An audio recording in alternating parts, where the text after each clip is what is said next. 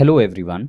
तो आज हम लोग पढ़ने वाले हैं क्लास 10th मैथ्स में अध्याय 3 जिसका नाम है दो चर वाले रैखिक समीकरण युग्म। तो यहाँ पर हम एक एक चीज़ का मतलब बेसिक से लेकर के एडवांस तक सारी चीज़ें सीखेंगे। जैसे कि दो चर क्या मतलब है, यहाँ पर चर का क्या मतलब होता है, रैखिक क्यों लिया गया, समीकरण का क्या मतलब है और युग्म की ज़रूरत क्यों पड़ी। युग्म मतलब दो चीज़ें, तो इनकी ज़रूरत क्यों पड़ी। आइए सारी बातें डिटेल में समझते हैं, बेसिक टू एडवांस्ड। तो देखिए, सबसे पहले चर की बात कर लेते हैं।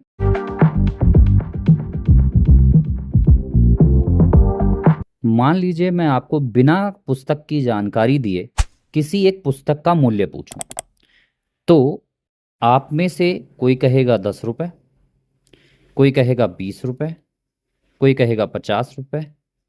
तो इसका मतलब यहाँ पर पुस्तक का मूल्य बदलता रहेगा।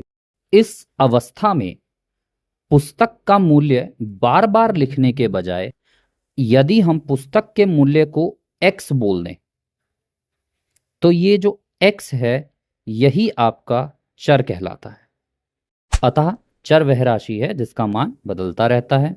इसको हम x, y, z, a, b, c कुछ भी ले सकते हैं और ये हमेशा किसी ना किसी कंडीशन को दर्शाएंगे। आइए अचर के बारे में जान लेते हैं। अगर मैं बहुत स्ट्रेट फॉरवर्ड कहूँ तो सारी संख्याएं अचर हैं। अचर वे चीज़ें हैं जिनका मान नहीं बदलता। अचर वे चीज़ें हैं जिनका मान नहीं बदलता, अतः सारी संख्याएं आपकी जो हैं वे सब की सब अचर हैं। देखिए, चर और अचर के बारे में आप सीख चुके हैं।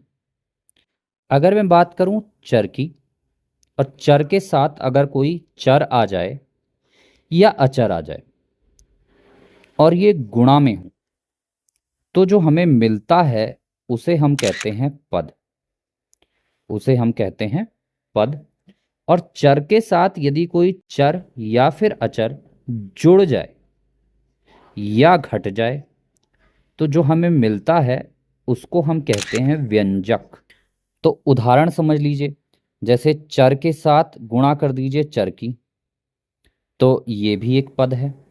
और चर के साथ गुणा कर दीजिए अचर की, चर के साथ गुणा कर दीजिए अचर की, तो ये अपने आप में पद है। अगर मैं व्यंजक की बात करूं, देखिए चर के साथ जोड़ दीजिए कोई चर, तो ये अपने आप में व्यंजक है। और चर के साथ जोड़ दीजिए या घटा दीजिए कोई अचर, तो ये अपने आप में व्यंजक है। तो यहां से आपको समझ में आ गया होगा, चर और अचर यदि गुणा करते हैं, यदि गुणा करते हैं तो आपको पद मिलता है, और अगर ये जोड़ या घटाव में होते हैं तो आपको व्यंजक मिलता है। देखिए, अगर पद के प्रकार की बात करूं तो पद के प्रकार हैं दो। पहला सजातीय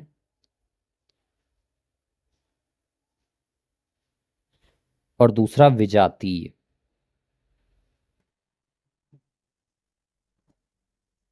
देखिए, सजातीय पद वे होते हैं जिनका चर समान हो। जिनका चर समान हो उनको सजातीय कहते हैं। जैसे कि x² माइनस में 10x², यहाँ पर जो चर है वो समान है तो इनको सजातीय कहेंगे। विजातीय किसको कहेंगे? विजातीय किसको कहेंगे? जिनका चर असमान हो। जैसे 10xy और 10x²। तो यहाँ पर अगर आप ध्यान से देखें तो इनका चर असमान है तो इनको विजातीय कहेंगे। और अगर व्यंजकों के प्रकार की बात करूं तो व्यंजक के अंदर कितनी चीज़ें जुड़ रही हैं, कितनी चीज़ें घट रही हैं, इसके आधार पर ये निम्न प्रकार के होते हैं। समझिए, पहला है एक पदीय व्यंजक, जिसमें सिर्फ एक ही पद होगा, उसको हम एक पदीय व्यंजक कहते हैं। दूसरा है द्विपदीय व्यंजक,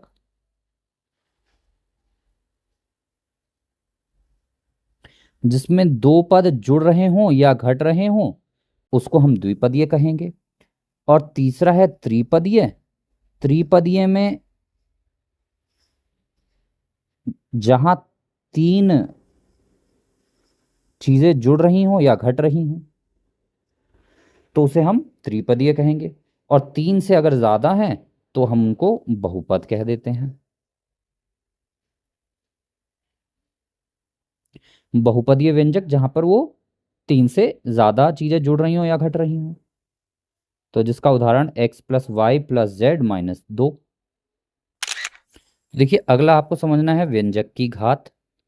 तो देखिए व्यंजक की घात मैंने यहाँ पर लिखा है किसी व्यंजक में उपस्थित किसी भी चर की, क्योंकि व्यंजक में कई सारे चर हो सकते हैं, तो किसी भी चर की अधिकतम घात को व्यंजक की घात कहते हैं। कहने का मतलब x+y+z+w, यहाँ x की घात 1 कर दीजिए, y की 2 कर दीजिए, z की 3 और w की 4। तो यहां पर जो 4 है, 4 अधिकतम है, तो यही जो है व्यंजक की घात है। तो यहां पर अधिकतम घात 4 है, तो व्यंजक की घात भी 4 ही होगी। तो देखिए घात के आधार पर हम व्यंजक का नाम भी रखते हैं। तो यदि यह 1 है तो हम इसको रैखिक कहते हैं, यदि यह 2 है तो द्विघात बहुपद कहते हैं, यदि 3 है तो घन बहुपद कहते हैं। ऐसे ही मान लीजिए n है, n का मतलब 4 है, 5 है, 6 है, 7 है, आपकी मर्जी कुछ भी, तो आप उसको क्या लिखते हैं, n घातीय बहुपद।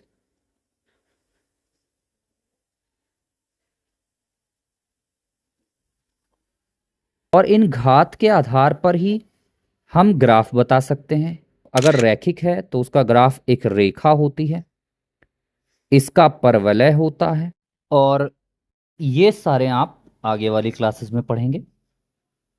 तो आइए अब बहुपद और समीकरण में अंतर, एक आखिरी ये टॉपिक रह गया है। अभी मैंने आपको बताया x+y+z ये बहुपद है, और जब आप किसी बहुपद के आगे बराबर लगा करके कोई संख्या लिख देते हैं या ऐसी कोई दशा हमारे सामने आ जाती है, तो ये हमारा समीकरण कहलाता है, जबकि ये सिर्फ बहुपद है। तो चलिए अब आपको सारी बेसिक चीजें पता चल गई, अब अपने चैप्टर को समझते हैं।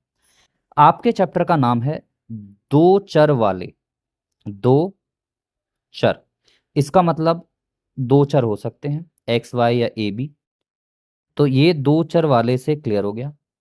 रैखिक, रैखिक का मैंने अभी आपको बताया था जहां पर घात एक होती है, जहां पर घात एक हो, तो जो घात है यानी कि व्यंजक में जो चर है उसकी जो अधिकतम घात है वो कितनी होगी, एक, तभी वो रैखिक होगा। समीकरण, समीकरण का मतलब जुड़ करके या घट करके बराबर में कुछ ना कुछ जरूर होगा। तो दो चर वाले रैखिक समीकरण, अभी तक तो ये दो चर वाला रैखिक समीकरण है, लेकिन जब हम यहां बात कर लेंगे युग्म, युग्म का मतलब एक और चीज यहां पर लिखी जानी है, एक और चीज यहां पर लिखी जानी है। तो ये बात आपको क्लियर हो गई। ये है आपके दो चर वाले रैखिक समीकरण। युग्म, दो चर, दो चर होंगे। रैखिक समीकरण का मतलब घात एक होगी। युग्म का मतलब दो समीकरणें होंगी।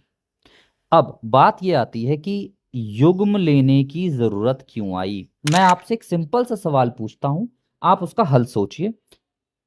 दो दोस्त हैं, दोनों ने मिलकर के 100 रुपए जमा किए हैं। एक है राम, एक है अहमद, और दोनों ने मिलकर के 100 रुपए जमा किए हैं।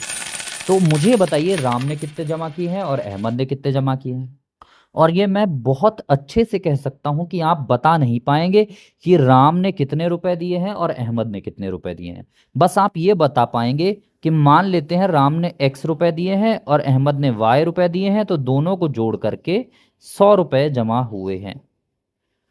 बस इतना आप बता पाएंगे। यदि मैं एक समीकरण और दे दूं, देखिए ये आपके पास एक समीकरण आ गया, मैं आपको एक समीकरण और दे देता हूं, क्या कि x में से y को घटाने पर 0 मिलता है। मतलब कि राम के पैसे में से अहमद के पैसे घटाने पर हमें 0 मिलता है। तो तुरंत आप बता देंगे कि ये 50 और 50 रुपए दोनों ने मिलकर के जमा किए। तो आपने ये देखा कि सिर्फ एक समीकरण से आप नहीं बता पाए कि राम ने कितने पैसे जमा किए और अहमद ने कितने पैसे जमा किए। आप बता पाए जब मैंने आपको एक और समीकरण दी। इसीलिए युग्म की जरूरत पड़ती है, क्योंकि युग्म के बिना आप हल नहीं कर पाएंगे। अब इनका मानक रूप देखिए। देखिए एक्स और वाई होंगे ही होंगे, क्योंकि दो चर लेने हैं। बराबर में कुछ होगा ही होगा, ये भी आप जानते हैं। तो इनका और दो समीकरणें होंगी।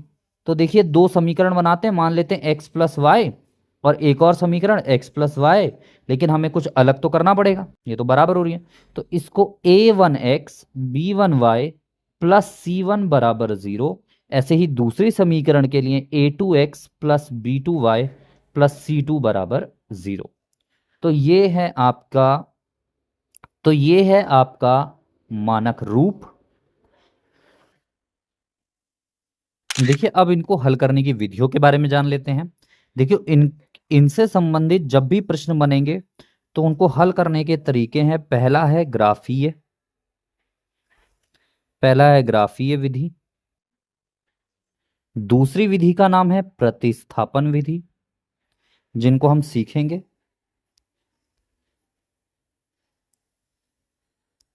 और तीसरी विधि का नाम है विलोपन विधि।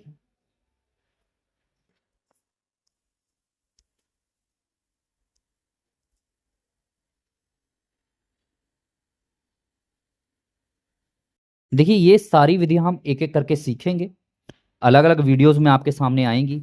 लेकिन अभी मैं आपसे क्या कहना चाह रहा हूं, देखिए सुनिए। देखिए ये एक रैखिक समीकरण है, ये भी एक रैखिक समीकरण है। इसका ग्राफ भी एक रेखा होगा और इसका ग्राफ भी एक रेखा होगा। कहने का मतलब आपको दो रेखाएं ग्राफ पर मिलेंगी जब आप ग्राफीय विधि से हल करें। अगर मैं आपसे कहूं कि एक ग्राफ पर दो रेखाएं हैं, तो वो दो रेखाएं किस तरीके से एक दूसरे से मिल सकती हैं या नहीं मिल सकती हैं, उसके बारे में समझ लेते हैं। देखिए पहला केस है कि वो रेखाएं समांतर हों। दूसरा केस है कि वो एक दूसरे को एक ही बिंदु पर काट रही हैं।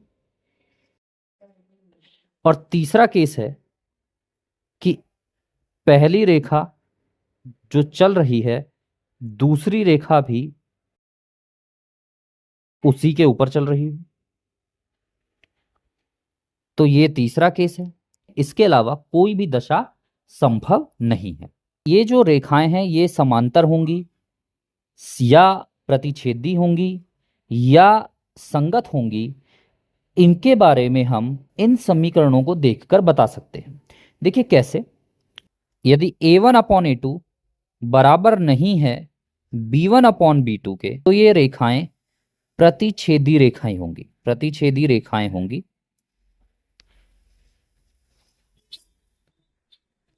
मतलब एक दूसरे को एक पॉइंट पर कट करेंगी। और यदि a1/a2 बराबर है b1/b2 के और बराबर है c1/c2 के, तब ये रेखाएं समपाती रेखाएं होंगी,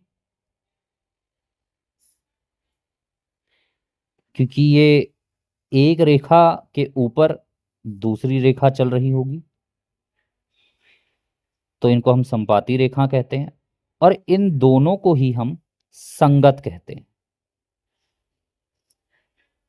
चाहे एक पॉइंट पे कट करें या अनंत पॉइंट पर कट करें, अनंत बिंदुओं पर कट करें, तो ये संगत कहलाती हैं। और तीसरा जो हमारी दशा है वो है a1/a2 बराबर b1/b2 बराबर ना हो c1/c2 के, तो यहां पर ये समांतर रेखाएं होंगी, समांतर रेखा होंगी और इनको हम असंगत कहते हैं। असंगत कंडीशन या असंगत की दशा भी कहते हैं। अब एक चीज और ध्यान रखिएगा, ये एक ही बिंदु पर कट कर रही हैं, तो इसका एक ही हल होगा। ये अनंत बिंदुओं पर कट कर रही हैं तो इनका अनंत हल होंगे, और ये एक भी बिंदु पर प्रतिच्छेद नहीं कर रही हैं तो इनका कोई हल नहीं होगा। तो इनका कोई हल नहीं होगा।